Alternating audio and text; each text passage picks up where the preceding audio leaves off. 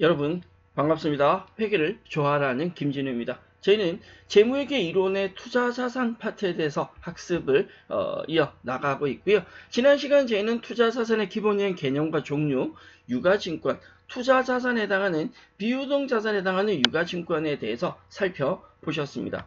이번 시간 제가 여러분들과 함께 학습할 내용은 바로 이 투자자산의 유가증권과 관련된 붕괴 연습 예제입니다. 앞서 학습한 내용을 바탕으로 관련된 붕괴 예제를 풀이를 하면서 내용 정리를 함께 해보도록 하겠습니다. 준비되셨다면 출발합니다. 1번 문제부터 만나보도록 하죠.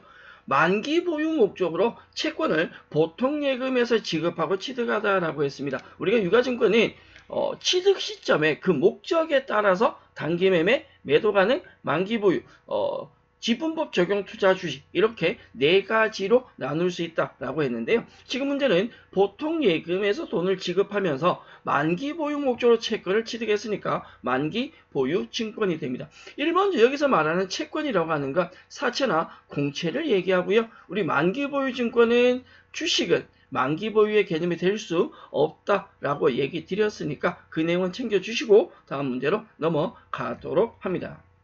2번 문제입니다. 만기 보유 목적으로 채권 3만원을 취득하면서 수수료 2,000원을 예금 통장에서 지급하다라고 했죠. 우리가 보통 예금에서 지급한 금액은 총액이 32,000원이 되고요. 여기서 문제는 만기 보유 목적으로 채권을 샀다 1번과 같은 내용이죠. 채권인데 만기 보유 목적이니까 만기 보유 증권이 되고요. 문제는 이 수수료 처리가 되는데 기본적으로 우리가 유가증권에서 자산을 취득할 때 발생하는 수수료는 원가에 매입할 때는 포함을 한다라고 했습니다. 다만 매입하면서 발생한 수수료를 원가에 포함하지 않는 경우도 있다라고 했는데 그건 우리가 당좌자산에서 살펴본 단기 매매 증권이었죠. 단기 매매 증권을 취득할 때 발생하는 수수료는 원가에 포함을 하지 않는다라고 했고요. 나머지 매도 가능 증권이나 만기 보유 증권의 취득 수수료는 원가에 포함을 시킵니다.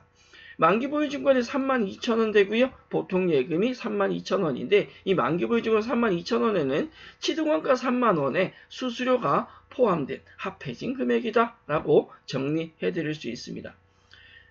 기존 취득한 만기 보유 증권에 대해서 이자를 받는다라고 나와 있네요. 우리가 유가증권은 형태에 따라서 지분증권이라는 게 있다라고 했고요.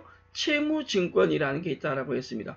지분증권은 그 증권을 가지고 있음으로 해서 배당을 받게 되는데 그 배당은 배당금 수익이라는 계정 과목을 처리하게 되고요. 채무증권은 배당을 받는 게 아니라 이자를 받죠. 이자를 받으면 이자 수익이라는 계정을 쓰게 됩니다. 지금 문제는 차변에 보통 예금이 1,000원 입금되었는데 이자를 받은 거니까 대변에 이자 수익으로 들어갑니다. 차변에 보통 예금, 대변에 이자 수익. 기본 내용 살펴보셨고요. 사실 1, 2, 3번에 만기 보유 증권에 관련된 내용은 그렇게 중요하다라고 얘기 드릴 내용은 아니고요. 4번 문제도 만기 보유 증권 관련 내용입니다. 만기 보유 증권으로 분류된 채권의 만기가 되어서 원금과 그리고 이자를 합산해서 통장으로 받았다라고 나옵니다. 차변에 보통 예금에 31,000원 입금되고요. 대변에 만기 보유 증권이 감소하고 이자 받았으니까 이자 수익으로 처리가 되죠. 문제 5번 넘어갑니다. 장기 투자 목적으로 주식을 샀답니다. 자, 주식은 일반적으로 만기 보유가 될 수 없다. 주식은 경우에 따라서 단기 매매 증권 아니면 매도 가능 증권이다 라고 했고요. 지금 문제는 장기 투자 목적이니까 일단 단기 매매 증권은 탈락. 그리고 그 금액을 당좌 예금에서 지급했다. 대변의 당좌 예금, 차변에는 매도 가능 증권으로 가죠. 만기 보유 증권보다 저는 개인적으로 여러분들이 이 매도 가능 증권과 조금 친해지셨으면 좋겠다라고 생각합니다. 앞서 학습한 이론 내용에서도 정리했지만 매도 가능 증권은 취득했을 때 그리고 결산 시 평가했을 때 처분했을 때로 나뉘어지는데 취득보다는 결산 시 평가나 처분이 조금 더 어려울 수 있습니다. 자, 5번 문제 매도 가능 증권 9만원, 당좌 예금 9만원 설명드렸고요. 6번 문제 장기 투자 목적으로 9만원의 주식을 당좌 예금으로 취득하면서 수수료 나와 있네요. 앞서도 설명드렸지만 단기 매매 증권은 원가에 가산하지 않지만 단기 매매 증권 이외의 자산은 이외의 유가 증권은 매입 수수료가 원가에 포함된다라고 설명드렸죠. 대변에 당좌 예금 9만원 감소할 거고요. 수수료는 2,000원 현금 주죠. 자, 매도 가능 증권 금액은 92,000원이 되는데 이 92,000원은 당좌 예금 금액 9만원과 현금에 대한 수수료 2,000원이 합해져서 92,000원으로 들어갑니다. 7번 문제 매도 가능 증권에 발생한 배당금. 기본적으로 채권은 채무증권은 사채 공채는 이자를 받지만 주식은 배당을 받는다. 매도 가능 증권에 대한 주식은 기본적으로 지분증권에 해당합니다. 기본적으로 배당금 수익이 발생하고요. 그걸 통장으로 수령하였다. 차변의 당좌예금, 대변의 배당금 수익으로 처리가 되죠. 그게 어려운 내용은 아닙니다. 8번 문제 갑니다. 9만원에 취득한 매도 가능 증권의 기말평가액이 93,000원으로 상승하였다. 저희가 유가증권에 관련된 분계 예제 문제에서 1번부터 7번까지는 크게 중요하다, 강조하고 싶다라는 생각 별로 없어요. 여러분들은 지금부터 집중하셔야 됩니다. 8번 문제부터가 찐이다. 8번 문제부터가 중요하다라고 설명드릴 수 있고요. 9만원에 취득한 매도 가능 증권이 자 나는 9만원에 매도 가능 증권 취득하고 장부에 9만원 적혀져 있는데 기말에 평가액이 93,000원이다. 우리는 9만원 적혀져 있는 매도 가능 증권을 93,000원으로 변신을 시켜야 된다. 평가를 해야 된다라는 거죠. 차변에 매도 가능 증권이 증가하면서 증가한 금액 3,000원만큼 대변에 평가 이익이 나오게 되는데 자 분계는 크게 문제 안 됩니다. 여러분들은 분계보다 지금 설명드린 내용을 반드시 챙기셔야 된다. 매도 가능 증권이 증가한다. 이건 뭐 평가 이익이니까 이건 제가 뭐 따로 얘기하진 않겠습니다. 중요한 건 예죠. 이하이요.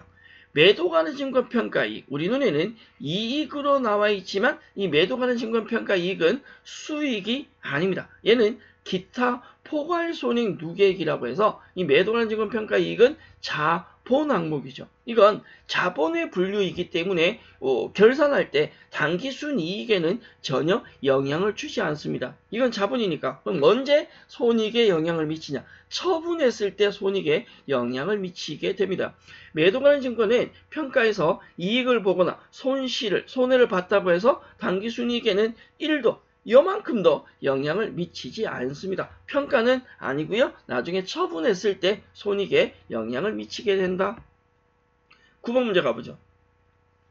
장부 금액이 93,000원으로 적혀져 있어요. 기말 평가액이 92,000원으로 하락했대요. 잘 보시면 93,000원에서 92,000원으로 1,000원이 하락합니다. 그럼 마이너스 1,000원에 대한 손실이 발생한다라는 거죠. 그런데 재무상태표에는 매도 가능 증권에 대한 평가 이익이 얼마가 있다? 3,000원이 있다. 즉 전년도 평가에서 평가이익이 3,000원이 장부에 반영되어 있다라는 거죠. 내가 첫 번째 할 일은 매도 가능 증권의 금액을 줄입니다. 살포시 93,000원에서 92,000원으로 얼마를요? 1,000원을 살포시 줄입니다. 그러면 자산이라는 매도 가능 증권이 줄었으니까 매도 가능 증권을 평가해서 손해를 봤으니까 자산이 줄면서 차변에는 매도 가능 증권 평가 손실이 들어가야 원래 맞는 겁니다. 그렇죠? 손해 봤잖아요. 근데 지금 차변을 보시면 계정 과목이 평가 손실이 아니라 평가 이익이 되어 있습니다. 오타 아닌가? 아닙니다. 내가 잘못한 거 아닌가? 아닙니다. 이거는 맞는 겁니다. 무슨 말이냐면 평가 손실이 발생했다 1,000원. 이걸 평가 손실로 처리하면 안 된다라는 거죠. 왜냐하면 이건 비용 수익이 아니라 매도 가능 증권 평가 손익은 자본이기 때문에 현재 재무상태표에 기본적으로 매도 가능 증권 금액이 기준 금액에서 위쪽에 플러스 3,000원이 있는 상태이다. 그럼 우리는 마이너스를 봤으니까 마이너스 1,000원을 잡는 게 아니라 여기 있는 플러스 3,000원 중에 일부를 상계시킵니다. 그래서 평가이익 3,000원 중에 1,000원을 상계시키고 나면 3,000원이던 이 평가이익이 얼마로? 플러스 2,000원으로 바뀌어져 있는 상태죠. 결론은 매도 가능 증권 평가이익이나 평가손실은 비용 수익이 아니라 자본이기 때문에 별도로 관리가 된다. 9번 문제에서 매도하는 증권 평가 손실이 발생했지만 손실로 회계 처리하는 게 아니라 평가 이익이 있기 때문에 이 이익부터 먼저 상계 처리를 하셔야 된다라고 생각하셔야 됩니다. 만약에 지금은 평가 손실이 1,000원이지만 만약에 마이너스 4,000원이 발생했다라고 한다면 평가 이익 3,000원을 다 상계 처리하고 1,000원만 평가 손실로 간다라는 거죠. 이 플러스 3,000원이라는 총액에서 평가 손실 금액만큼 밑으로 내려간다라고 생각하면 됩니다. 플러스 3,000원에서 1,000원 내려오니까 플러스 2,000원이 되겠죠. 자, 앞서도 설명드렸지만 1번부터 7번까지의 기본 문제는 그렇게 중요치 않다. 사실은 눈으로 이렇게 쳐다만 봐주셔도 된다. 대신에 8번과 9번은 연결해서 반드시 정리하셔야 되고요. 비슷한 예제 다시 만나보겠습니다. 10번 문제입니다. 9만원에 취득한 매도 가능 증권의 기말평가액이 88,000원으로 하락했다. 9만원에서 88,000원으로 마이너스 2,000원 됐네요. 손실 발생했는데 재무상태표에 매도 가능 증권 평가액이 어떻게? 없다. 네, 평가액이 없대요. 자, 지금 우리는 문제상에 이렇게 매도 가능 증권 평가액이 얼마가 있다 없다라고 나오지만 실제 실무적으로는 어떻게 하셔야 되냐. 매도 가능 증권을 줄입니다. 2,000원. 그럼 차변에 뭐라고 분개하셔야 되냐.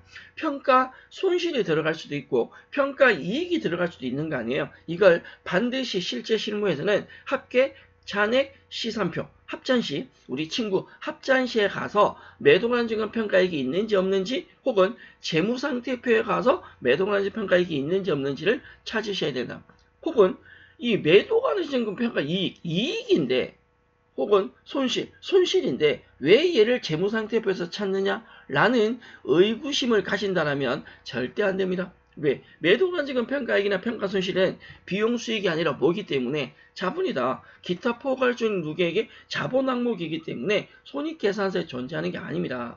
자, 10번 문제. 매도 가능 증권의 가치가 하락했고요. 평가이익이 없으니까 우리는 그대로 평가손실로 처리하시면 된다. 다만 평가이익이 있다면 평가이익부터 상계시키셔야 된다라고 얘기 드릴 수 있습니다.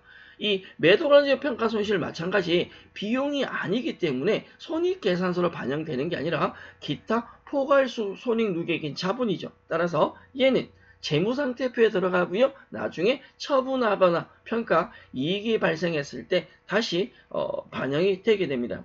자본으로서 당기순이익에는 영향을 미치지 않습니다. 11번 갑니다.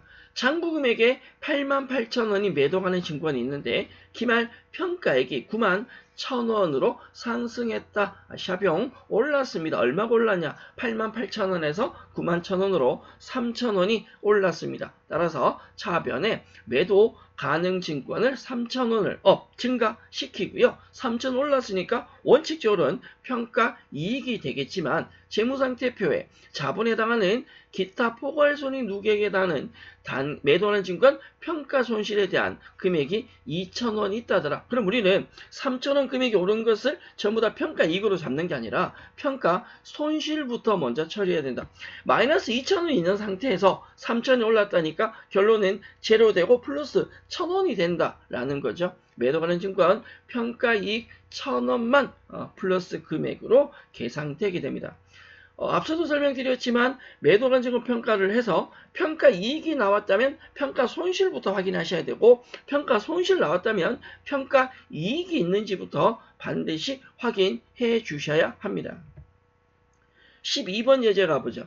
88,000원이 매도 가능 증권이 있는데 평가이익이 81,000원으로 하락했답니다. 88,000원에서 81,000원으로 유유 네, 주식 가치가 너무 내렸다. 7,000원이 하락해서 마이너스 7,000원이 발생했다. 그럼 이걸 우리는 손실로 반영을 해야 되죠. 대변에 매도 가능 증권이란 자산의 금액을 줄입니다. 줄이면서 차변에 평가 손실이 가는 게 맞지만 재무상태표에 매도 가능 증권 평가 이익이 얼마가 있더라? 2,000원이 있더라. 이번에 우리가 7,000원이 하락하긴 했지만 손실이 발생하긴 했지만 사전에 전년도에 평가 이익이 있었다니까 올해 우리는 그 평가 이익을 먼저 상계 처리하고 차액에 대해서만 평가 손실로 간다라고 정리해 두시면 되겠네요. 기본적인 내용은 항상 상대 계정, 네, 상대 계정부터 확인한다라는 내용은 잊어버리시면 안 되시고 넘어갑니다. 13번 문제예요.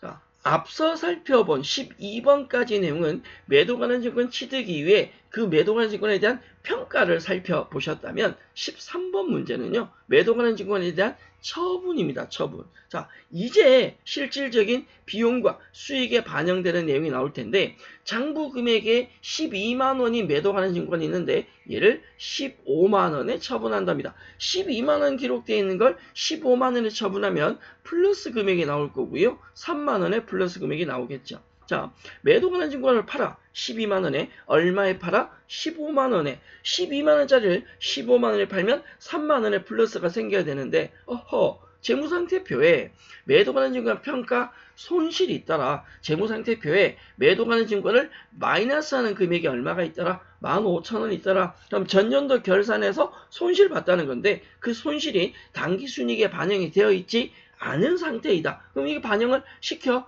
주셔야 된다라는 거죠. 그래서 12만 원을 15만 원을 팔았다고 해서 전부 다 처분 이익이 되는 게 아니라 전년도 발생했던 평가 손실 15,000원부터 먼저 상계 처리를 합니다. 그러면 실질적으로 처분 이익이 3만 원이 발생해야지만 평가 손실이 있었기 때문에 처분 이익은 15,000원으로 바뀌게 됩니다. 만약 전년도에 평가 이익이 있었다면 평가 이익을 차변으로 상계 처리하면서 처분이익 금액이 더 커지게 되겠죠. 전년도 반영하지 못한 평가 이익을 올해 처분 시에 반영하게 되니까. 평가 때도 마찬가지고 처분 때도 마찬가지고 반드시 매도 관련 증권은 처분할 때도 평가할 때도 상대 계정인 매도 관련 증권 평가 이익이나 평가 손실이 있는지를 반드시 확인해 주셔야 됩니다. 매도 관련 증권 평가 손실은 자본에 대한 항목이고요. 처분이익은 수익이 됩니다. 결론 우리는 지금 이 거래를 통해서 당기순이익에 영향을 미치는 금액이 얼마이냐라고 묻는다면 12만 원을 15만 원을 팔았다고 해서 이익이 3만 원 증가한다가 아니라 실질적인 당기순이익은 15,000원만 증가되게 됩니다. 14번 문제 가죠. 장부금액 12만 원인 매도 관련 증권이 있는데 얘를 15만 원에 처분한대요. 자, 잠시 조심할 거. 수수료 나오네요. 수수료 5천 원을 제외한 잔액을 현금으로 받았다라고 되어 있습니다. 재무상태표에 매도 가능 증권 평가 손실이 아니라 이번에 평가 이익이 존재한다라고 나옵니다. 자, 매도 가능 증권을 팔아요. 12만 원짜리 얼마에 팔아요? 15만 원에 팝니다. 지금 여러분들 그 분개된 거 보시면 14만 5천 원이라고 되어 있습니다. 이거 오타 아닙니다. 제가 틀리게 한 거 아니에요. 저는 지극히 정상적으로 정확하게 설명드리고 있습니다. 이 14만 5천 원이 어디서 나온 거냐면 우리가 12만 원짜리 매도하는 증권을 15만 원에 팔아. 근데 내가 받아야 될 돈이 15만 원인데요. 그 15만 원 받을 때 수수료 5천 원을 뭐하고 제외하고 받은 거죠. 15만 원의 금액에 처분 금액에서 수수료를 차감한 금액을 쓰셔야 된다. 14만 5천 원 그리고 이걸 현금으로 받았다. 즉 유가증권을 처분할 때 수수료가 발생하면 그 수수료는 수수료라는 계정으로 회계 처리를 하지 않습니다. 돈 받을 때 수수료를 제외하고 돈을 받으셔야 된다. 결론적으로는 12만원짜리를 15만원에 판 게 아니라는 겁니다. 우리는 12만원짜리를 14만 5천원에 판 겁니다. 수수료 반영해서. 그러면 12만원짜리를 14만 5천에 팔면 처분이익이 얼마가 나와야 돼? 2만 5천원 나와야죠. 그런데 전년도 평가할 때 평가이익이 1만 5천원 있었다. 이 평가이익은 자본 항목으로서 기타 포괄손익 누계액의 자본 항목으로 손익에 반영이 되지 않았다. 당기순이익에 반영되지 않았다. 얘를 처분할 때 반영하죠. 결론은 실제로 우리가 이 매도관한 증권 처분을 통해서 인식하는 매도관한 증권 처분이익은 얼마냐면 4만 원입니다.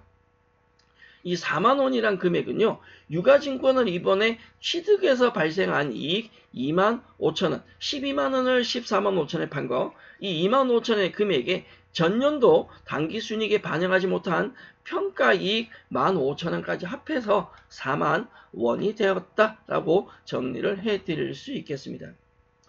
이번 시간 저희는 유가증권에 관련된 매도 가는 증권, 만기 보유 증권에 관련된 붕괴 예제 문제를 살펴보셨는데요. 붕괴풀이 하면서 설명을 드렸지만 사실은 만기 보유 증권은 잘 모르겠습니다. 그렇게 강조는 많이 하고 싶진 않으나 매도 가는 증권에 대해서는 여러분들이 반드시 정리해 주셔야 된다. 앞서 우리가 기본 내용 학습할 때도 설명을 드렸지만 매도 가는 증권을 취득할 때 수수료 어떻게 붕괴할 거냐, 평가할 때 이 평가 손익을 어떻게 정리하고 장부에 어떻게 반영되느냐, 마지막에 처분할 때 기본적으로 손익이 어떻게 계산되는지는 반드시 꼭 기필코 정확하게 정리해달라 부탁드리면서 이번 시간 마무리하도록 하겠습니다. 유가증권에 대한 붕괴 연습은 여기까지 마무리하고요. 저는 다음 시간 여러분들과 함께 유가증권에 관련된 기출예제 연습 문제를 가지고 학습을 이어나가도록 하겠습니다. 여러분 수고하셨습니다.